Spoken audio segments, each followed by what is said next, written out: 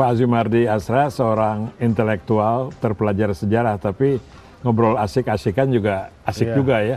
Misalnya Anda mencatatkan bahwa seperti Nurholis Majid, Gus Dur, Amin Rais, saya sampai nggak nahan ketawa. Pernah ikut konvensi Capres Golkar gitu ya. Betul. Tapi pada mental semua karena memang mereka bukan budaya Golkar ya. Bukan budaya Golkar, dan juga saya kira banyak nggak cocok dengan integritasnya, karena ternyata politik di Indonesia ya masih banyak diwarnai oleh, pertama ya mungkin tidak ada etikanya gitu.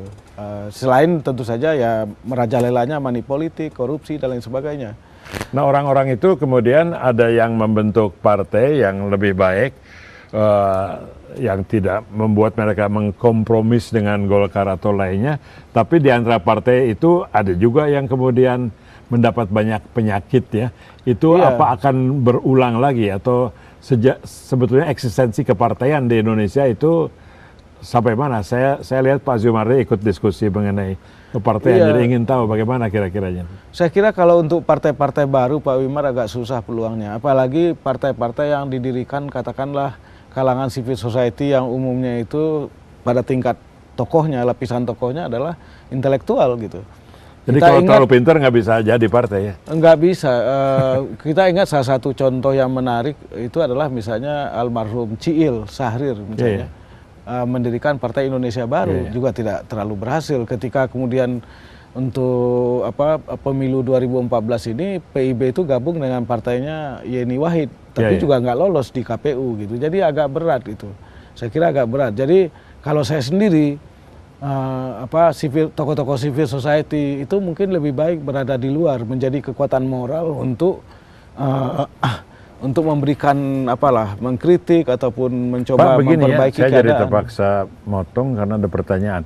Sampai kapan mereka jadi kekuatan moral? Soalnya kalau mereka melewatkan beberapa kesempatan, kita punya capres yang satu persatu nggak bisa diterima.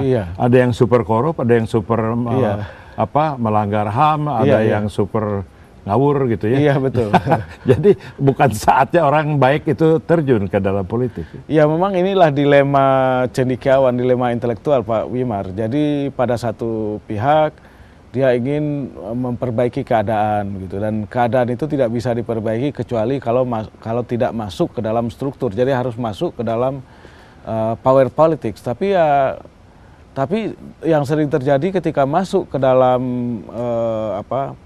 politik Indonesia seperti sekarang ini, politik transaksional, politik yang lebih didasarkan pada pertimbangan-pertimbangan pragmatis dan oportunistik, maka tidak ada ruang bagi para cendekiawan yang masuk ke politik itu untuk mempertahankan integritasnya. Mereka kemungkinan besar akan larut ya dalam kekuasaan, ya mungkin bisa mempertahankan integritas dalam pengertian mungkin tidak korupsi, tetapi kemudian dia akan mengkompromikan banyak hal. Saya melihat ada kalangan intelektual yang misalnya duduk di berbagai lembaga yang diciptakan oleh kekuasaan, tapi dia nggak bisa ngomong apa-apa, Pak Wimar. Dia harus mengkompromikan, dia diam saja. Kalau dia ngomong kan mungkin tidak etis gitu kan. Kecuali ada cendekiawan intelektual seperti Bang Buyung Nasution, ketika dia jadi One Team Press, ketika usulnya, rekomendasinya tidak dibaca oleh Presiden SBY, dia kemudian dia ungkapkan ke depan publik, bahkan menulis buku dia tentang itu. Tapi kan tidak semua orang punya keberanian model Bang Buyung gitu. Itu masalah. Mungkin karena Bang Buyung bertarung dalam satu pertandingan yang untuk dia sangat penting, sedangkan yang lain masih nunggu pertandingan berikutnya. Jadi itu pemilihan individu sangat berperan begitu.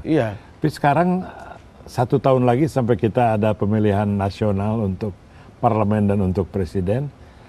Kalau Pak Azumardi pergi ke kotak pemilu, ada pilihan? Iya, kalau saya kira kalau katakanlah untuk calon legislatif kan kita kan bisa memilih calon milih calon. Artinya kalau kita kenal orangnya dan punya integritas ya kita bisa coblos dia gitu. Tapi kalau untuk capres ini memang masih jadi tanda tanya Pak Wimar. Saya pernah juga ngobrol-ngobrol dengan putra saya yang kebetulan sudah sarjana. Nanti Pilpres bagaimana ini ya, kita lihat dulu calonnya. Tapi kalau calonnya tidak cocok dengan nurani kita dan kita kenal seperti yang Pak Wimar bilang tadi ada yang super korup dan seterusnya itu, ya mungkin lebih baik tidak usah memilih gitu. Ya, jadi sama, saya sering bilang jangan jadi golput, ya nanti terpaksa juga gitu. Jadi tergantung situasinya. Tapi Pak, saya pernah lihat, amati juga Bapak punya usul bagaimana partai bisa katakanlah sedikit membersihkan diri gitu ya. Dalam 1 tahun ini yang kita tahu di media, tentunya juga di spin sama lawan politiknya seperti PKS, Partai Demokrat, partai itu kayaknya udah korup sekali. Tapi kita tahu kan tidak pernah ada hitam putih.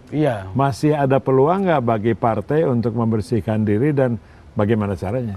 Ya, saya sungguhnya menawarkan kepada partai menjelang ya sekitar 1 tahun menjelang pemilihan legislatif tanggal 9 April yang 2014 untuk ya sekarang ini waktunya bagi partai misalnya untuk menampilkan tokoh-tokoh yang punya integritas. Jadi kalau ada orang-orang partai yang sudah tersebut namanya misalnya ada terindikasi, ya jangan dimasukkan ke dalam daftar calon sementara gitu.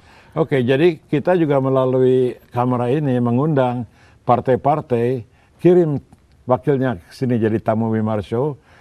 Kalau dia merasa orang ini bisa bersih dan memikat hati rakyat, dan Pak Azumardi dan saya akan menilai bersama Anda.